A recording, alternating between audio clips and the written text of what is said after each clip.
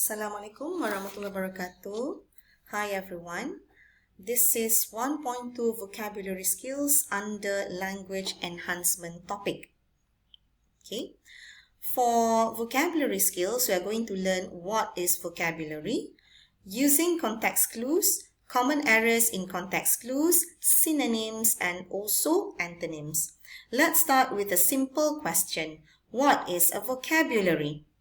Vocabulary refers to all the words that we know and use in speaking, reading, writing, and listening. Now, why is vocabulary important?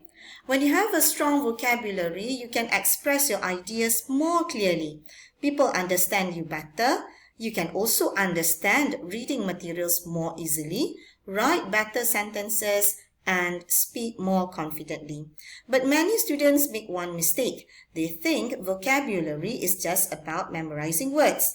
Actually, it is more than that. When you learn a new word, you must know 4 things. First, the meaning. Second, how to pronounce it. Third, how to spell it. And fourth, how to use it correctly in a sentence. Let's look at some examples. For example, the word opportunity here means a good chance to do something. Another word is improve, which means to make something better. And lastly, responsibility means a duty or task. So remember, don't just memorize words, learn how to use them. Now let's move to a very useful skill, contextual clues, or we call it context clues. Context clues are words or phrases in a sentence that help you understand the meaning of unfamiliar words. This means you don't always need a dictionary. You can guess the meaning by looking at the sentence. Why is this important? Because it helps you understand text faster, learn vocabulary naturally, and improve your reading skills.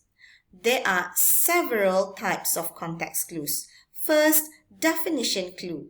This is when the meaning is explained directly in the sentence. For example, a barista, a person who prepares coffee.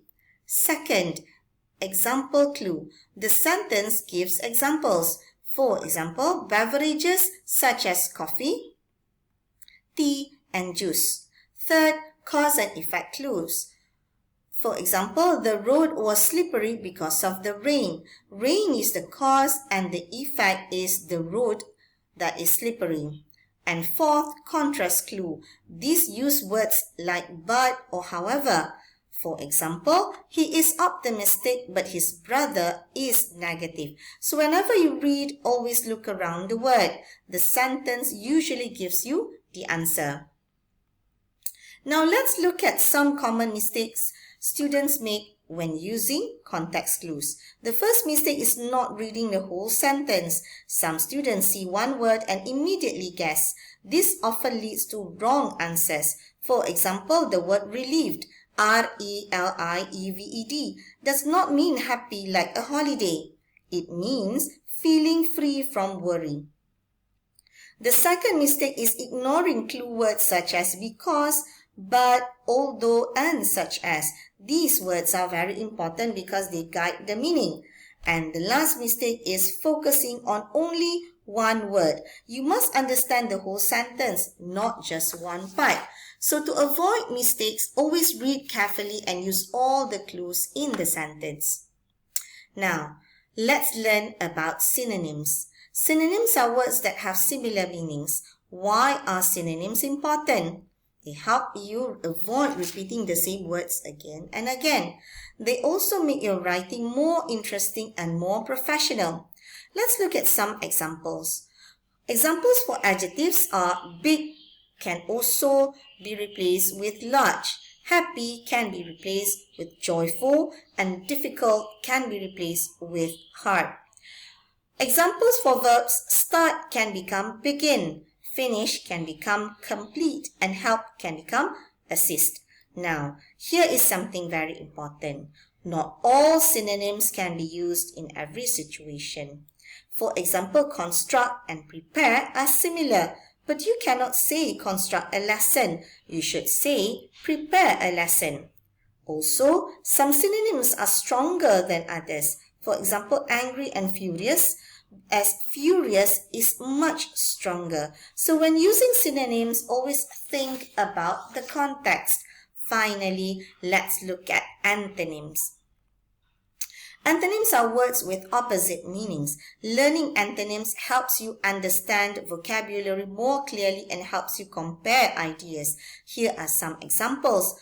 Big and small, easy and difficult, happy and sad, fast and slow.